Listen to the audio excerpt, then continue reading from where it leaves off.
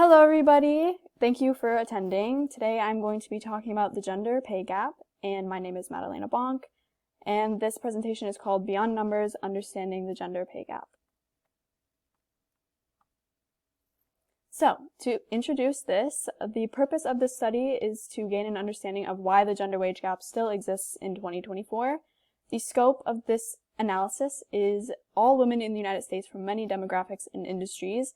I analyzed women of color, I analyzed mostly the reasons why, but there are also some statistics mentioned. The limitations to this were that the survey that I took, which was part of my primary research, has a limited sample variety of women, so it's not all representative of every woman in the United States. The primary research I did was one interview with a woman working in the automotive industry and a survey of 42 women where I asked one question. And the secondary research I did has sources such as Forbes magazine, the Pew Research Center, the Federal Register, the Government Accountability Office, and the Center for American Progress. The first thing I'm going to talk to you about are general statistics of the pay gap. The average gap for all American women working full-time is 84 cents according to President Joe Biden, and women of color earn even less. For example, Latino women earn 55%, Native American women are 59%, and Black women are 64%. So that is 64 cents to the dollar that every man makes. Age, location, industry, and whether or not the person has children all also affect whether the wage gap is bigger or smaller for an individual person. There are only 3 job positions where women earn more than men, and 1 where they earn the same, which is teaching assistants. Every single other job that there is earns more for men. Then there are some industries. All industries are different with their gaps. The highest gap is legal occupations, where men earn 59% more than women, which is, for example, over $114,000 versus around $60,000. And the lowest gap industry is physical and social sciences, where women earn only 9% less than men. A big concern is that the gap has been closing slower in the past 20 years. So from 2002 to 2022, well, actually, if you consider 2024, it's 4 cents versus 1982 to 2002 closed by 17 cents. So we are going to analyze the reasons why it is closing slower. So there are 2 major things that I'm going to be discussing as the reasons for the gap. One is discrimination, such as unfair treatment, harassment, and then hiring and promotion, which is also unfair treatment. And then behaviors of women that affect the amount of pay that they get, such as how assertive they are, motherhood versus fatherhood, and low wage representation. For the discrimination category, women are underrepresented in managerial positions. For example, around 42% of women are managers, whereas there are 47% of women in the workforce. So the workforce is made up of 47% women. Then there are also perceptions about women preventing promotion and hiring, such as the fact that some people think that women don't deserve to be in positions of power or whatever, just gender stereotypes that affect hiring practices as well as women becoming in positions of higher power. Then, there are also LGBTQ differences, which I will discuss with you by looking at the next slide. This is a chart of the primary research that I did in a personal study where I did a survey of 42 women where I asked them whether they have ever been discriminated against or harassed at work because of their gender. And out of the 42 women, 72.5% of them said that they had been discriminated against at work or harassed because of their gender. Whereas in a Pew Research study, they found that 42% of the women answered yes. So the reason I think that my statistics were larger than the general average of the United States is probably because a big sample of my women that I asked were LGBTQ, and LGBTQ statistics are different from the national average. So transgender women, for example, earn 60 cents to the dollar, whereas all LGBTQ women earn 79 cents, which is bigger than the gap of 84 cents for all women. Although this is not 100% proven, I believe that the limitations to my sample size because it's only a certain demographic of people affected this. The next thing I'm going to talk about is harassment at work. So harassment causes many different issues for women that can affect their wages. When women are harassed, it is often found that there are declines in productivity.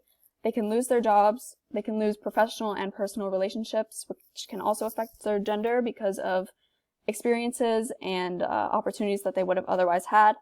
And there are a bunch of psychological effects such as depression, anxiety, PTSD, and it often leads to women being absent from work, trying to avoid work, or altogether quitting their work. When they quit their work, they're often pushed into lower wage jobs because while they had a steady job before, they quit it, and then they end up not being able to get as good of a job, which affects the wage gap. Next, I'm going to be talking about the behaviors of women that can affect the gender wage gap. So a common misconception about the gender wage gap is that it occurs because women are less likely to ask for raises because some people claim that they are less assertive. However, this is a common misconception. This misconception was based on a study done in 1980. So now studies say that 54% of women versus 44% of men negotiate the terms of their job offers. So women actually ask for raises more often than men, but they are more likely to get declined for raises. Second major thing, which is a huge part of why the gender wage gap exists, is motherhood. There are many different reasons why motherhood affects the gender wage gap, but it is found that fathers earn more after becoming a dad, while mothers earn less. This is typically studying the first 10 years after they have their first child. The reasons for this are not 100% known or proven, but many people think that it's because there's a few things that it could be. One of them is that obviously mothers do not work as much after becoming pregnant and having a baby. They may have to take time off of work, or they may have to quit their job altogether. When they quit their job altogether, this leads to a gap in experience, which can affect future hiring practices because when they don't have experience, hiring managers see a gap in experience, they don't want to hire you as much. And when you take time off of work or work less hours, you obviously are not going to earn as much money. And then the reasons why fathers may earn more or be rewarded is because they are often seen after having a kid as being more stable and committed to their job by supervising managers and often get raises because of that. Or it is also a possibility that fathers are more motivated to work harder after having a kid, which also leads to them getting raises.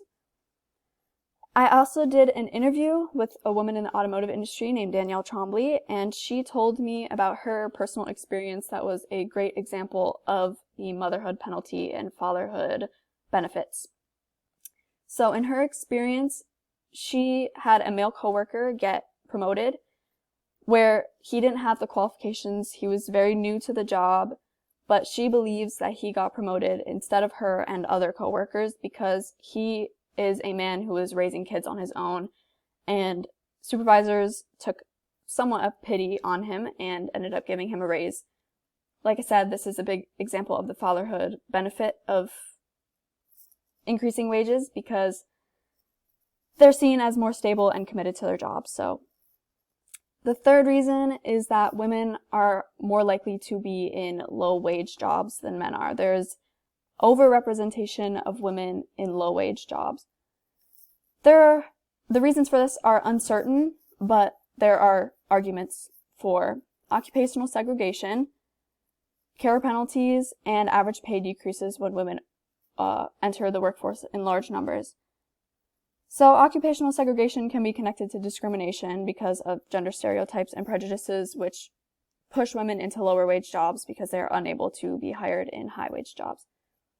The care penalty has to do with caregiving because a lot of jobs that are dominated by women have to do with caregiving, such as personal health aides or childcare. For example, healthcare has about 77% of women versus the rest of them are men. So those jobs are often seen as low skill or low demand, and this is part of the reason why these jobs are such low wages.